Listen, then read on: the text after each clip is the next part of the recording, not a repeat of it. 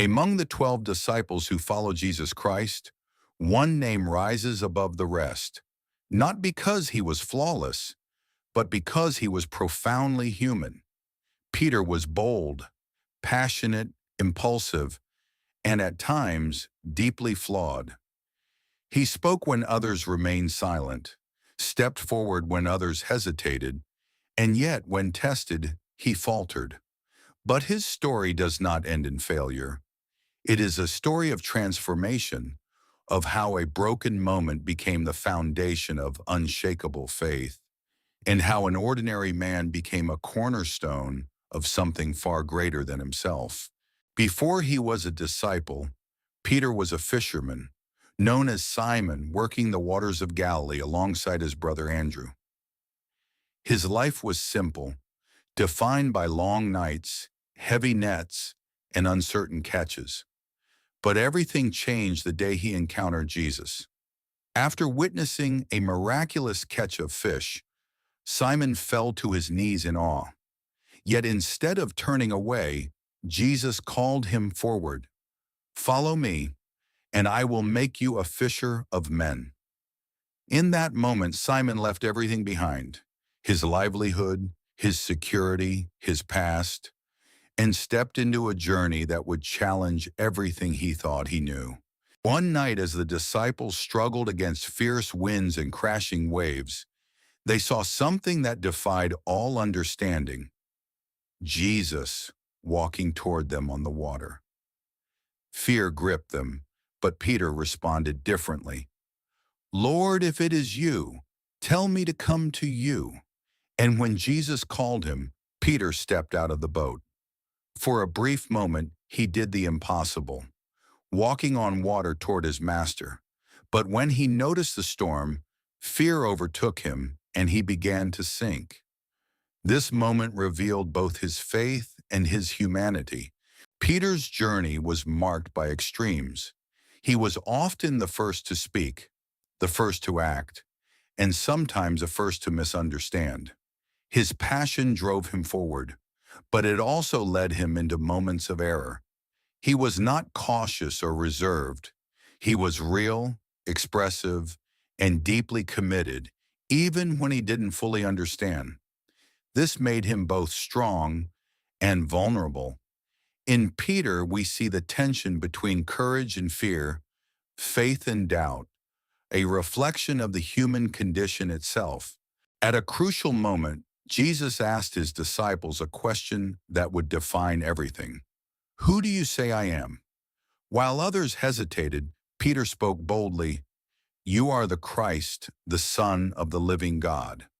This declaration was not just words, it was revelation.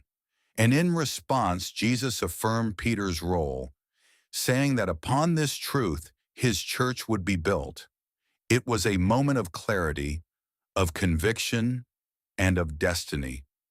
Yet even here, Peter did not fully grasp what lay ahead. Despite his bold confession, Peter was about to face his greatest test. Jesus warned him, "Before the rooster crows, you will deny me 3 times." Peter could not believe it. He insisted that even if all others fell away, he would remain faithful, even to death. But confidence is often strongest before it is tested. The stage was set for a moment that would break him. As Jesus was arrested and taken away, fear spread quickly. Peter followed at a distance, watching from the shadows. Then came the accusations. "You were with him." 3 times Peter denied it. His words grew more desperate, more forceful, until finally the rooster crowed. In that instant, everything became clear. The prediction had come true, and Peter's confidence collapsed into regret. In one of the most powerful moments in the Gospels, Jesus turned and looked at Peter. There were no words, no anger, no condemnation, only a look of knowing and compassion. Peter remembered everything. Overwhelmed with grief, he fled and wept bitterly. It was the lowest point of his life, a moment of failure that could have defined him forever. but it would not be the end of his story. After the resurrection, Jesus met his disciples again by the Sea of Galilee. There he spoke directly to Peter. 3 times he asked, "Do you love me?" Each question echoed Peter's 3 denials, and with each answer, Jesus restored him. "Feed my sheep." This was not rejection, it was redemption. Peter was not cast aside. He was called forward, healed, and given purpose once again. From that moment, Peter was changed. No longer defined by fear, he embraced his calling with boldness. His failure had deepened his understanding. His weakness had strengthened his faith. He was no longer the man who denied. He was the man who would stand. And through him, a new movement would begin to take shape. After Jesus' ascension, Peter emerged as a central leader. He preached with authority, performed miracles, and guided the early believers through uncertain times.